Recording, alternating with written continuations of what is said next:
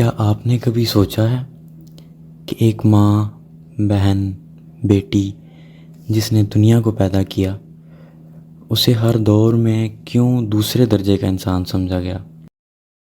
کیا آپ نے کبھی سوچا ہے جس نے زرعی معاشرے کی بنیاد رکھی، اناج اگانا سکھایا، جس نے برتن بنا کر انسان کو رہنے کا سلیقہ سکھایا، اسے ہر دور میں کیوں چار دیواری میں قید کر کے، چھپا کے اور پرائیویٹ پراپرٹی سمجھ کر رکھا گیا؟ فیمنزم صرف ایک لفظ نہیں، یہ ایک انقلاب ہے جو اس خاموشی کو توڑتا ہے جو عورت نے صدیوں تک برداشت کی۔ فیمنزم ایک ایسی سوشو پولیٹیکل تحریک ہے جس کا مقصد عورتوں کو مردوں کی طرح قدرت کے قانون کے مطابق برابر سمجھنا اور برابر حقوق دینا ہے۔ جینڈر ڈسکریمنیشن کو ختم کرنا، پدرسری یا پیٹریارکی کو ختم کرنا اور ایک انصاف پسند معاشرہ قائم کرنا جہاں کوئی مرد عورت کو اپنے فیصلوں کے زور سے دبا نہ سکے، ڈرا نہ سکے اور قتل نہ کر سکے۔ آج ہم فیمنزم کی تاریخ کا سفر شروع کرتے ہیں، ایک ایسا سفر جو اندھیروں سے روشنی تک اور خوف سے آزادی تک جاتا ہے۔ اس کا آغاز 18ویں صدی سے ہوتا ہے کہ جب یورپ کے گھٹن زدہ معاشرے میں کچھ ایسے لوگ بھی تھے جو سوال کرنے سے نہیں ڈرتے تھے۔ ان میں ایک نام تھا میری وولسٹن کرافٹ کا۔ 1792 میں انہوں نے ایک کتاب لکھی، a vindication of the rights of women. یہ تاریخ میں پہلی دفعہ تھا کہ کسی نے عورتوں کے حقوق کے لیے پرچم بلند کیا۔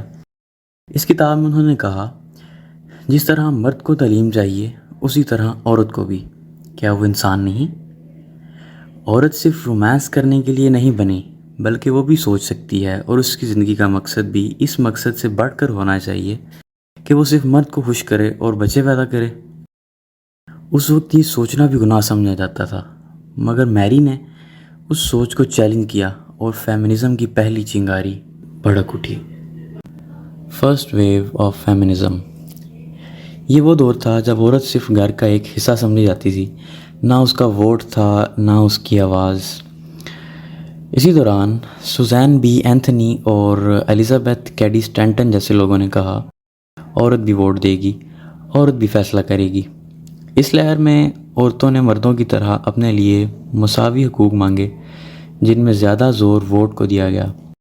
اسی طرح سفراج موومنٹ نے جنم لیا۔ یاد رہے، جناب بھی 1890 میں اس موومنٹ کا حصہ رہ چکے ہیں۔ اس کی تفصیل ہم اگلی ویڈیو میں بتائیں گے۔ پہلی وومن رائٹس کنونشن 1848 میں سنیکا فالز میں ہوئی، جس میں ایک معاہدہ سائن ہوا جس میں خواتین کو ووٹ کا حق، مردوں کے مساوی تعلیم اور قانونی حیثیت دینے کی بات کی گئی، اور 1920 میں عورتوں کو ووٹ کا حق ملا۔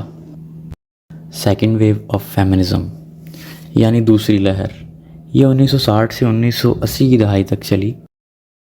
دوسری لہر نے گھر سے باہر نکل کر آواز اٹھائی۔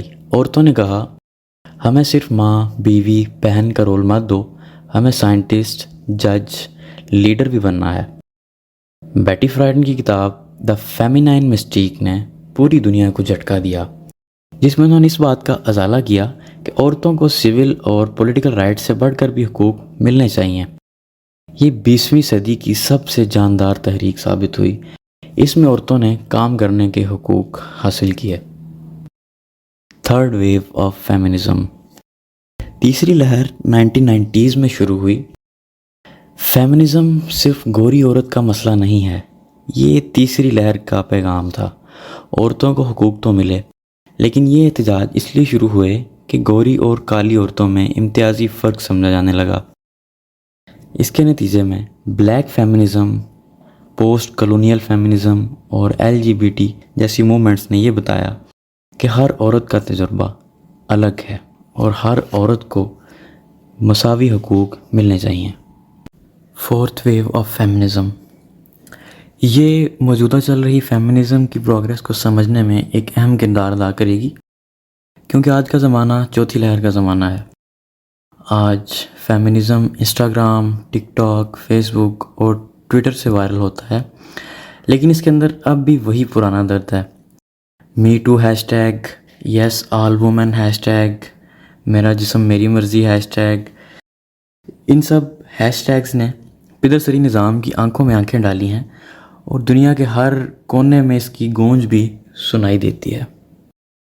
یہ ایک لمبا ٹاپک ہے جس کو ہم اگلی الگ ویڈیو میں کور کریں گے اور آپ کو بتائیں گے کہ آج فیمنزم کس شکل میں موجود ہے اور آج کی لڑکی کس طرح اپنے اوپر ہو رہے جسمانی، ذہنی اور معاشی ظلم کی بیڑیاں توڑ کر آزاد ہو سکتی ہے. اب ہم بات کریں گے کچھ ایسی غلط فہمیوں کے بارے میں جو ہمارے معاشرے میں عام ہیں، اور دیکھیں گے کہ فیمنزم کا مطلب کیا ہے اور کیا نہیں ہے. کئی لوگ کہتے ہیں فیمنزم کا مطلب ہے عورت کو مرد سے بہتر بنانا، اور کچھ کہتے ہیں کہ یہ عورت کا کردار خراب کرنے، اس کی عظمت گھٹانے کے لیے ایک مغربی سازش ہے. یہ باتیں مضحکہ خیز ہیں، کیونکہ ایسے لوگ جو علم حاصل نہیں کرتے وہ فیصلے بھی سوچنے اور سمجھنے کے بغیر ہی کرتے ہیں اور عورت کے آزاد فیصلے کو اپنے خلاف سمجھتے ہیں. یہ اصل میں احساس کمتری ہوتی ہے اور سائیکلوجیکلی ایسا انسان اندر ہی اندر دوسرے بندے کی برتری سے ڈر رہا ہوتا ہے. لیکن اصل میں فیمنزم یہ کہتا ہے برابری کا مطلب ہے دونوں کو عزت ملے، عورت کو بھی مرد کو بھی. فیمنزم کا مطلب نفرت نہیں، محبت اور انصاف ہے، جو قدرت کا بھی قانون ہے. اب ہم آپ کو سناتے ہیں ایک کہانی روشن لائبریری والی عورت کی. کہتے ہیں ایک چھوٹی سی بستی میں ایک عورت نے ایک لائبریری بنائی جو صرف عورتوں کے لیے تھی. لوگوں نے اسے پاگل کہا، فتویٰ لگایا، لیکن اس نے کہا میں چاہتی ہوں میری بیٹی اس کتاب کو بھی پڑھے جو ہمیشہ صرف مردوں کے نام کی گئی تھی.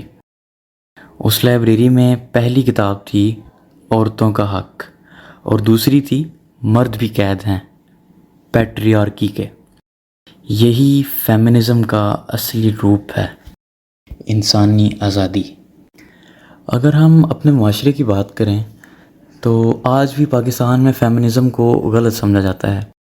لفظ فیمنسٹ کہنا عیب سمجھا جاتا ہے. لیکن کیا ہم نے کبھی سوچا ہے کہ اگر ایک ماں پر ظلم ہو تو کیا اس کا دکھ صرف عورت کا مسئلہ ہے؟ کیا ایک بہن کا تعلیم سے محروم رہنا صرف اس کی خطا ہے؟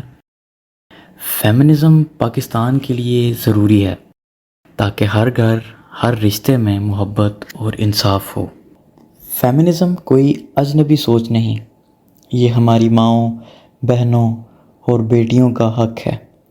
جب تک ایک بھی عورت مظلوم ہے فیمنزم کی کہانی ادھوری ہے. یہ صرف ایک تھیوری نہیں، یہ ایک جذبہ ہے، اور یہ جذبہ اب رکنے والا نہیں. اگر آپ اس سفر کا حصہ بننا چاہتے ہیں تو اس ویڈیو کو لائک کریں، شیئر کریں اور اگلے ایپیسوڈ کا انتظار کریں.